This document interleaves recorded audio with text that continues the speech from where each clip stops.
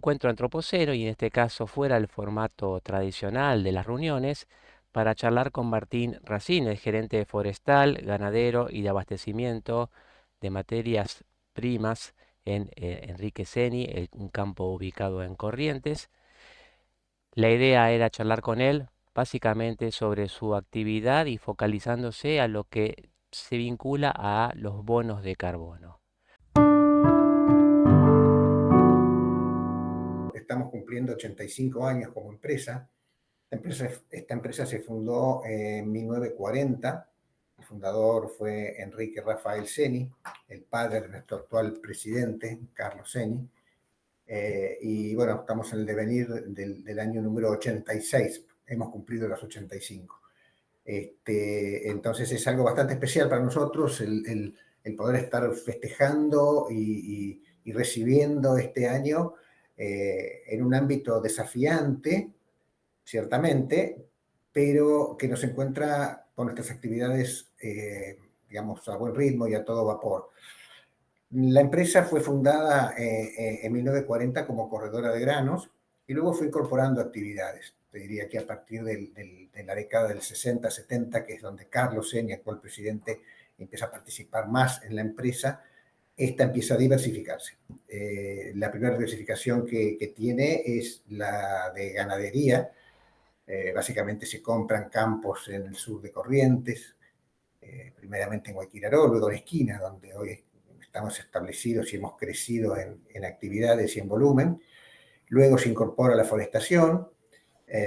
Luego, al tener la forestación, incorporamos lo que es la transformación de la materia prima, un aserradero y una fábrica de remanufactura. Y más tarde, la última unidad de negocio que incorporamos es la de mercado de capitales. Somos ALIC y brindamos servicios financieros a nuestros clientes de corretaje. La empresa es netamente argentina, es una empresa familiar. Los accionistas son personas, no es una sociedad anónima. Y los accionistas están todos los días acá con nosotros. Es una familia muy, muy presente. Y esto lo menciono porque, bueno, para mí y para los que trabajamos acá es un orgullo estar codo a codo con los dueños y que están involucrados y participando en la toma de decisiones. Focalizándonos un poco más a lo que es la forestoganadería, que es la actividad que tenemos en Corrientes, te diría que una proporción muy grande de la actividad nuestra se vuelca en el aserradero. Para que vos tengas una idea, para que todos los amigos tengan una idea, en CENI somos en el orden de 750 personas. De esas 750, 500 y algo están en la zona de esquina. Y de esas 500 y algo, 420, 430 son las que están en el aserradero, porque tiene dobles turnos y distintos procesos y demás. Aquí van, digamos, dos razonamientos. El primero, es muy importante la actividad que tenemos en el aserradero, es mano de obra intensiva y tiene una actividad muy frondosa todos los días del año. Exportamos desde allí molduras a Estados Unidos. Estamos al orden de los 100 contenedores de exportación mensuales. Y, como te lo mencionaba, es una fuente de empleo muy, muy potente para la ciudad de Esquina. Esquina, los que tienen la suerte de conocerlo, es una localidad muy volcada al turismo, sobre todo al turismo de pesca y últimamente al turismo de caza, ¿sí? Adicionalmente a esto, está nuestro aserradero, nuestra fábrica y todo lo colateral al aserradero brindando trabajo en otro rubro distinto al turismo. Y realmente esto se notó. Nosotros llegamos con el aserradero en el año 2001, lindo año para hacer una inversión de este tipo, y a partir de ahí el aserradero fue creciendo hasta el volumen que te menciono hoy. Para que el aserradero sea exitoso, tenés que tener un volumen importante del abastecimiento asegurado, y eso hizo que crezcamos en toda la posición forestal, donde hoy estamos en el orden de las 13.000 hectáreas y vamos rumbo a las 18.000 hectáreas forestadas. Esto hace que tengamos una gran proporción del abastecimiento industrial asegurado con bosques propios y también compramos a terceros. En lo que es el área forestal, tenemos como dos grandes formatos de plantación. El tradicional es el formato de plantación forestal, llámalo así.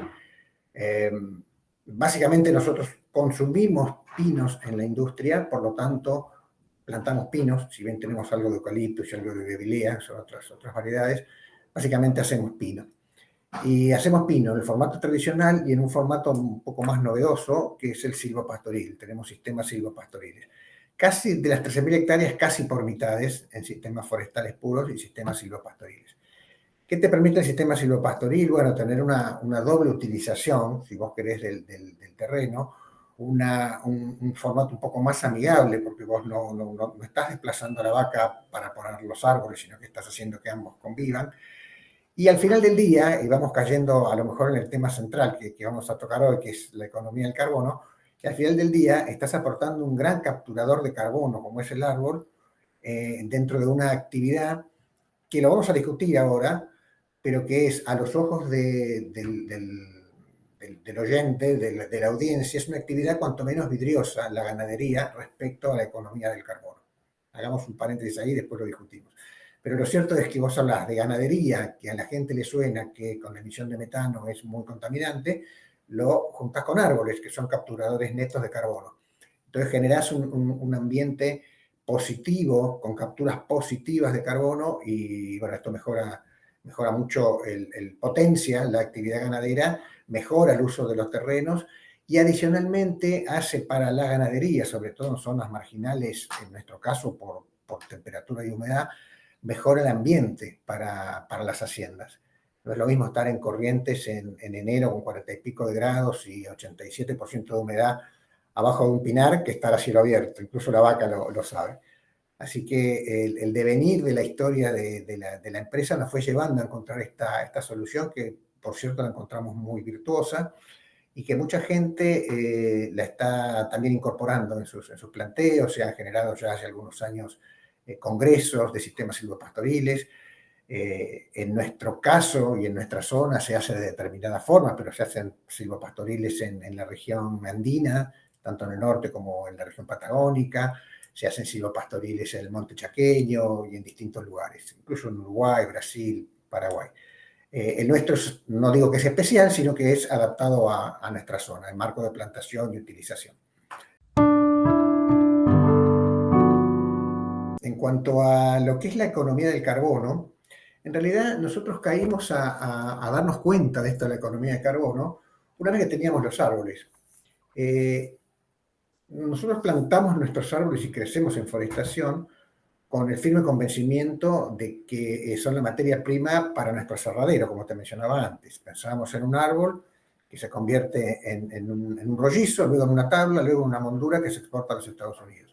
No perdimos esa visión, de hecho es lo que hoy seguimos haciendo, pero le incorporamos otra visión, que es que en tanto el árbol crece, captura carbono, y en tanto luego ese carbono vos no lo quemás, no lo haces papel o no lo haces leña, sino que lo mantenés en una casa, en nuestro caso en formato de moldura, podría ser en un formato de mueble. Ese carbono que captura un árbol se mantiene capturado en la madera, ¿sí? Entonces hay un círculo virtuoso en cuanto a rescatar, a resumir carbono de la atmósfera que, como conocemos, en los últimos 50, 60, 100 años hemos inyectado a la atmósfera un montón de carbono que estaba en las entrañas de nuestra Tierra y lo hemos de alguna manera mandado a la atmósfera. Con los árboles lo que hacemos es tratar de volver a equilibrar esta economía del dióxido de carbono capturándolos en las plantaciones. Y te decía también, te dije, guardémoslo un ratito aparte, la virtuosidad que le vemos para con la ganadería. La ganadería muchas veces no tiene buena imagen, o al menos desde mi punto de vista, tiene mucha peor imagen que lo virtuosa que es, ¿sí? En cuanto a lo que es la economía del carbono, todo el mundo piensa que un animal bovino, vamos a decir una vaca, come el pasto, lo rumia, y cuando lo rumia, con los gases de la rumia, emite metano a la atmósfera. Totalmente cierto. Lo que hacemos mal es cómo lo medimos. Si vos decís que todo el metano que emite la vaca en el eruto de la rumia está cambiando el balance de carbono en la atmósfera, yo te diría que estás equivocado. ¿Por qué? Porque la vaca lo primero que hace es comer pasto. ¿Y el pasto qué es? Es fotosíntesis más carbono, más dióxido de carbono. Una planta es el sol influyendo en la fotosíntesis, dióxido de carbono capturado más agua genera las cadenas carbonadas. Entonces, en definitiva, lo primero que pasa es que el pasto captura carbono de la atmósfera, luego la vaca lo come y lo vuelve a emitir. Pero esto es un ciclo. Carbono está en la atmósfera, el pasto lo captura, la vaca lo come, lo vuelve a emitir en la atmósfera, que vuelve a ser capturado por otro pasto y evidentemente es un ciclo. Es cierto que no es lo mismo capturar dióxido de carbono y emitir metano. El metano tiene una polución en términos de carbono mayor que el dióxido de carbono, pero ese es el diferencial que tenemos que medir en todo caso con la vaca. No todo el metano que emite, sino el diferencial entre haber consumido dióxido de carbono y emitir metano. Suena un poco técnico, pero quiero defender a la vaca en este momento porque es parte de un ciclo. ¿Sí? No, y comparando Ahora el bien, metano con otros gases, también el proceso de reciclaje es mucho más rápido.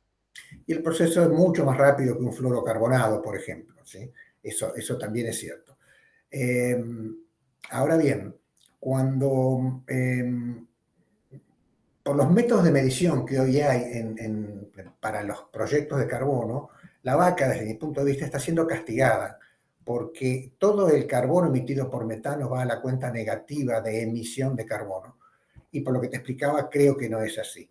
Estamos trabajando con la Mesa Argentina de Carbono, entre otros, para tratar de influir en la forma de medición y no ser tan castigadores para con la hacienda bovina. ¿Sí? De todos modos, dicho esto, cuando vos tenés un sistema silvopastoril, aun cuando lo midas de la forma que se está midiendo mal, según mi punto de vista, aún así el árbol captura mucho más carbono que lo que emite la vaca. En la superficie donde vos tenés, suponte, en nuestro caso, 5 vacas cada 10 hectáreas y las 10 hectáreas son un sistema silvopastoril, es mucho más el carbono resumido que el carbono emitido. Por lo tanto, podríamos llegar a pensar y a decir que ese animal que se crió allí es un animal que tiene su carbono no solo compensado, sino que tiene la capacidad de tener, si vos querés, un crédito de carbono a su favor, al haber sido puesto así. De aquí se pueden desprender, digamos, distintos formatos de venta de terneros con su tarjeta, con su tag de crédito de carbono positivo o lo que se nos ocurramos. Hay muchas ocurrencias dando vuelta, esta puede ser una y la veo muy, muy saludable. Después, obviamente, también hay muchos proyectos que no tienen que ver ya con la ganadería y la forestación, sino puramente con la forestación. Hay varios en Argentina que están llevándose a cabo y no tienen el componente ganadero, pero también son nuevamente sumideros de carbono para el planeta. El otro día escuchaba un poco en broma, un poco en serio, un técnico que decía, mira, hemos descubierto la mejor máquina de capturar carbono. Lo único que necesita es que la riegues un poco y la pongas al sol. Se llama árbol. Bueno, es un poco así. Es como redescubrir algo que está con nosotros desde antes que nosotros, ¿sí? Y volver a darle el valor importante que tiene para los tiempos por venir, ¿no? Son tiempos muy carbonizados. Martín, ¿cómo se inserta un poco más el tema bono de carbono con el planteo que están haciendo ustedes? Y en ese caso, si se logra modificar la forma de evaluarlo, ¿cómo le impactaría también a ustedes económicamente eso? Bueno, todos los proyectos de carbono, digamos, tienen dos componentes, la componente ambiental y la componente económica. Desde el punto de vista ambiental, tenés que tener cierto convencimiento para incurrir en estos proyectos y están siempre apalancados por la parte económica. ¿Sí? Incluso aquellos que invierten para hacer proyectos forestales es porque después lo compensan de alguna manera económicamente con su imagen o con necesidades de poner un renglón verde en su balance. Por lo tanto, las dos patas están juntas, ¿no? Si se modificara, cosa que veo difícil por el momento, la forma de evaluar la emisión de carbono de la ganadería a la atmósfera, si se modificara, lo que haría es que los sistemas silvopastoriles tendrían aún más captura de carbono que emisión, ¿sí? Por lo tanto, serían proyectos mucho más económicos en el término de generación de dinero. Te diría que eso es lo principal que cambiaría. Posiblemente, si son más económicos, se plantarían más sistemas silvopastoriles y esto sí redundaría en un ciclo virtuoso de poner tantos árboles como podamos en el medio ambiente. Corrientes tiene hoy en el orden de 500.000 hectáreas forestadas. Podemos discutir si son 430, 510, hay distintos eh, formas de medirlo, pero vamos a decir 500.000. Y tiene capacidad para plantar 1 millón más. No solo esto mejoraría la captura de carbono, sino que estaría generando un bien económico donde podrías tener otros aserraderos, otras fábricas de molduras o fábricas de tabla o de lo que fuera, para insertarlo en la economía. Y esto es trabajo, te mencionaba al principio.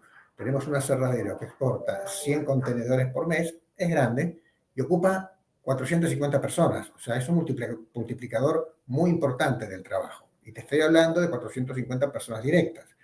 Después tenés, por supuesto, los que transportan, los que suministran provisión, el comedor que le da con las 450 personas, la gente de seguridad, el contador, el abogado, el escribano. Le da trabajo a mucha más gente que estas 450 personas en un segundo círculo eh, de trabajo.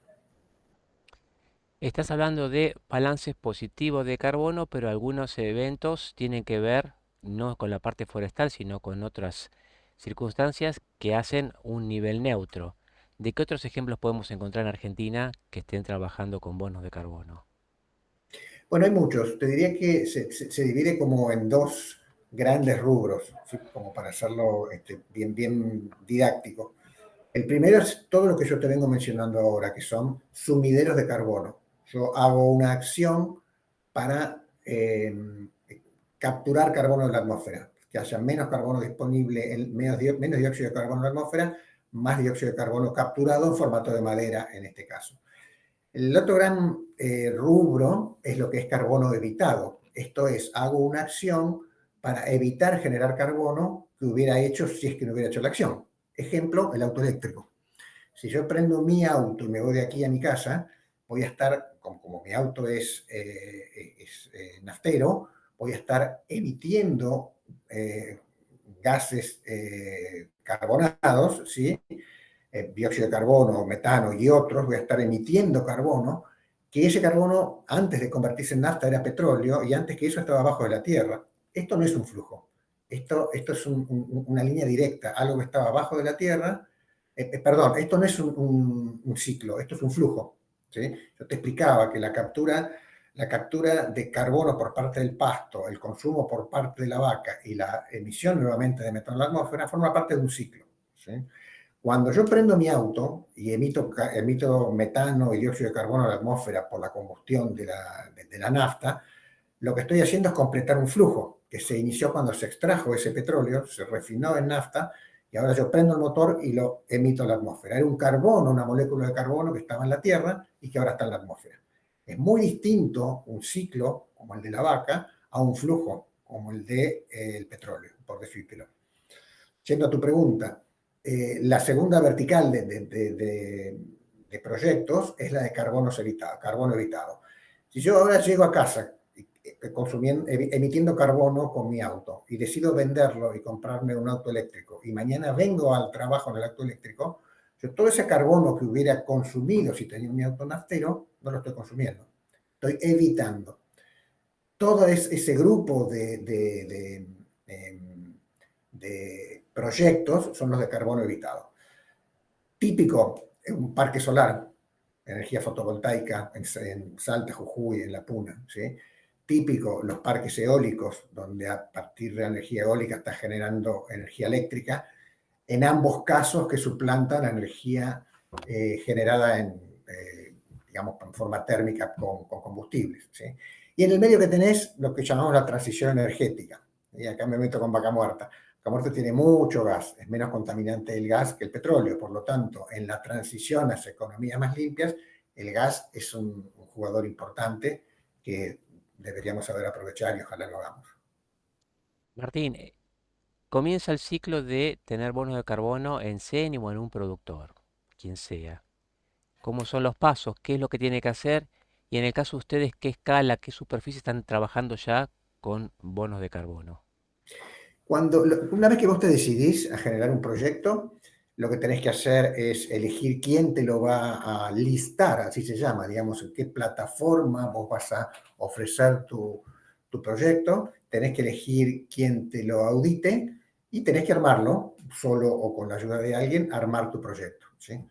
¿Cómo se arma el proyecto? Con muchísima información, hay un gran explicativo, digamos, un cómo armar este tipo de proyectos, lleva mucha información, son muy precisos, lleva información georreferenciada, información de sitio, información eh, de otros registros, que una vez que está completo se presenta en la plataforma que hayas elegido para listar tu proyecto, se audita, una vez auditado, el proyecto empieza a generar créditos de carbono, empieza a capturar carbono.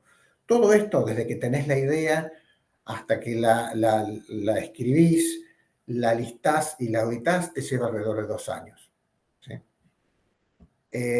A los 24 meses, más o menos, tu proyecto, una vez aprobado en la certificadora, empieza a generar carbono. Y a los 3, 4 años, depende del tipo de proyecto, ya tenés créditos a favor para empezar a vender o a compensar o cual sea tu objetivo en ese caso. ¿Sí?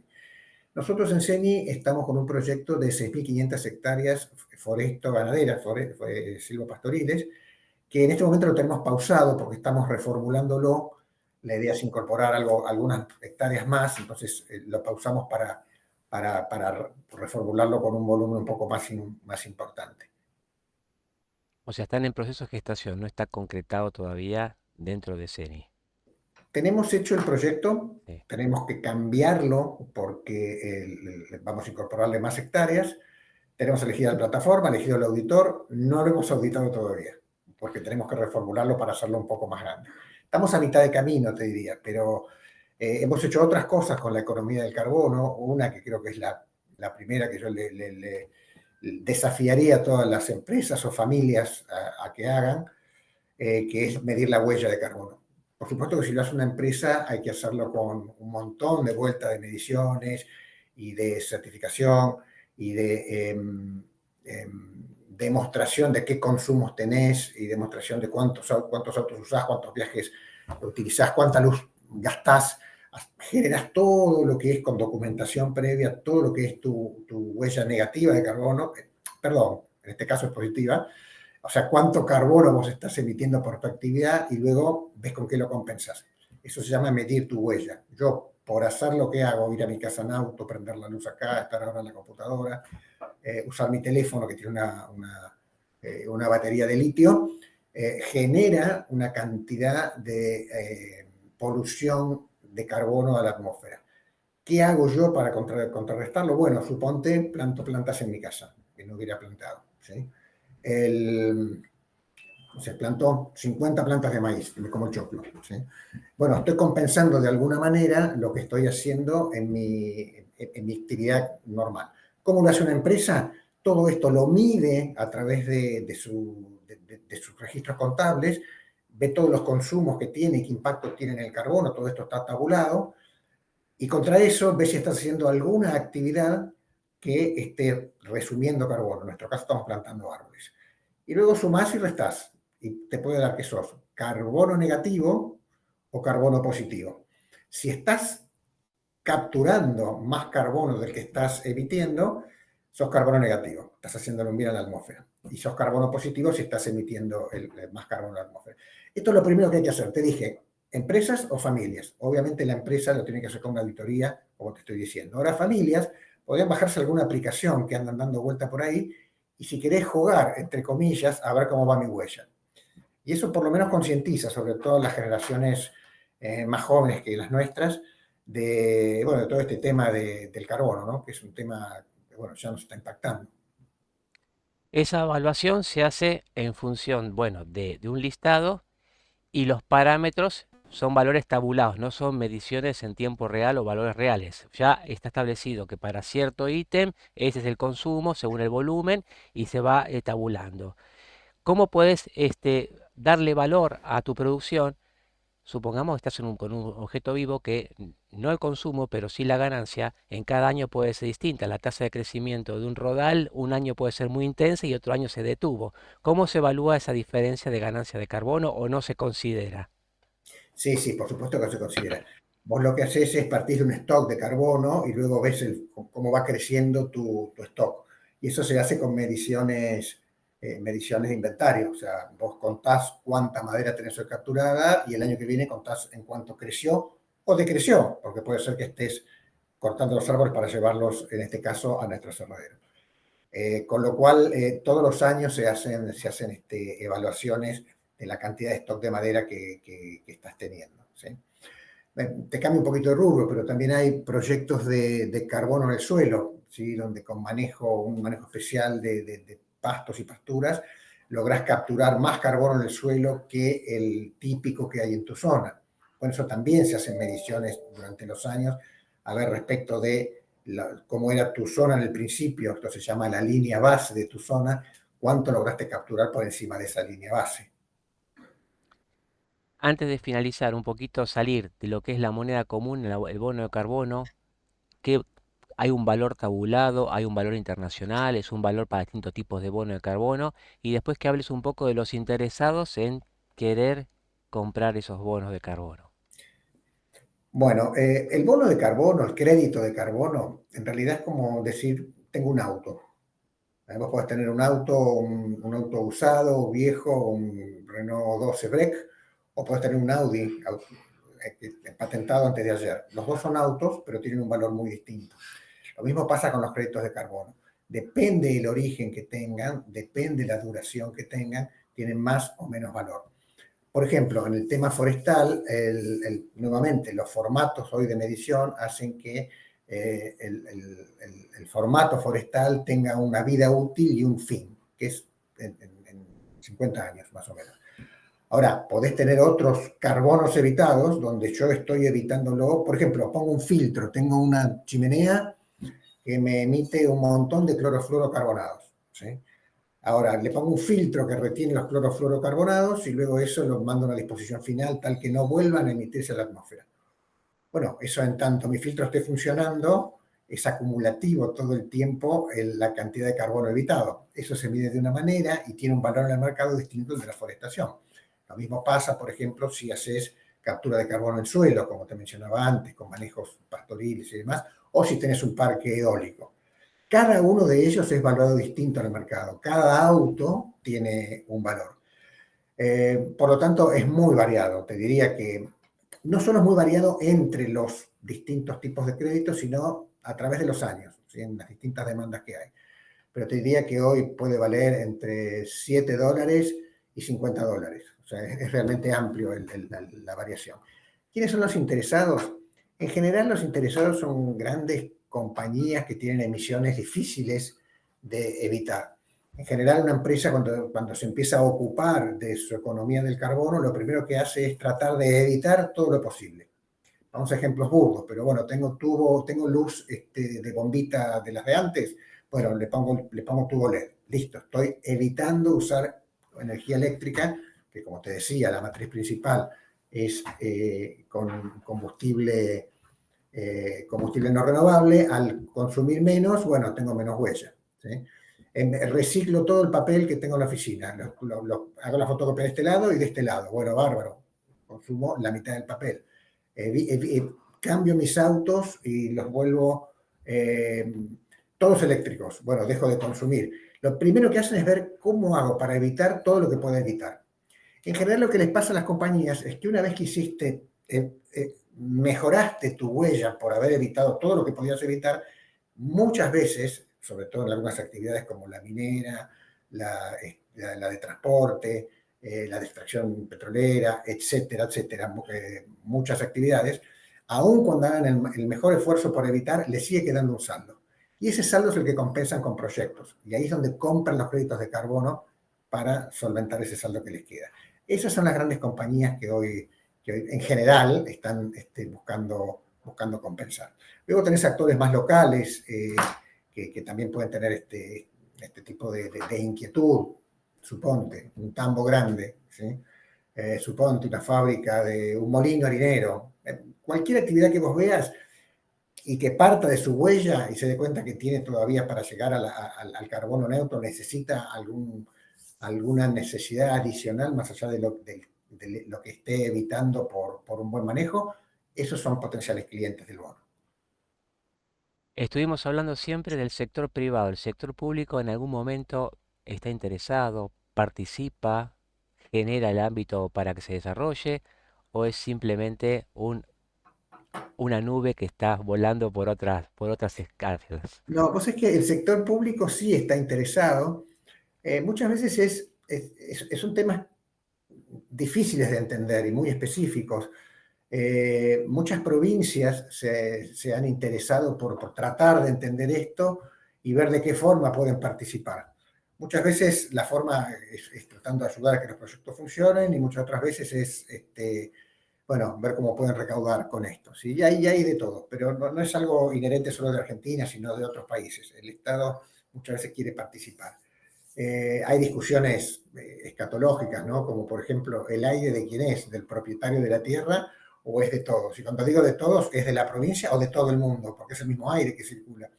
No quiero entrar en eso, pero hay mucho para discutir y realmente se vuelven en discusiones filosóficas.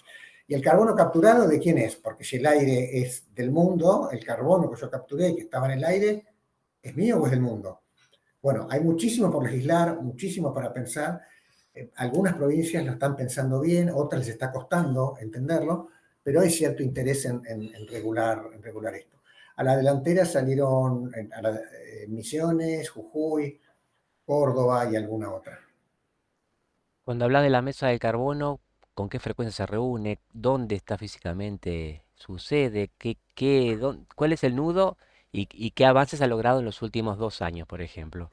Bueno, el dónde está en la nube. Realmente nos juntamos, muchas veces nos juntamos o en alguna de las empresas o en las oficinas de AFOA o en las oficinas de alguna empresa, pero en general nos reunimos una vez por mes vía Zoom, donde, bueno, tocamos todos los temas que sucedieron en el mes o que estamos llevando a través del tiempo.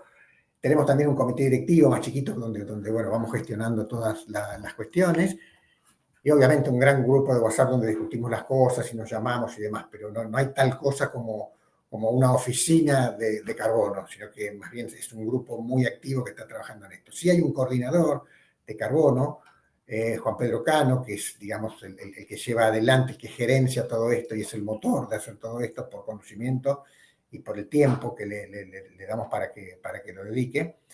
Y te diría que hemos logrado, primero, instalar el tema, te diría. Pues fíjate que se ha tocado el tema en el Congreso algunas veces, se ha logrado participar y poder tener voz en algunas discusiones en las provincias de legislación sobre carbono. Y te diría que lo principal fue eso, fue instalar el tema de que la economía del carbono está acá dando vuelta y que hay muchas empresas que están involucradas, algunas interesadas, otras involucradas por tratar de sacar adelante algún proyecto, y en el medio el Estado.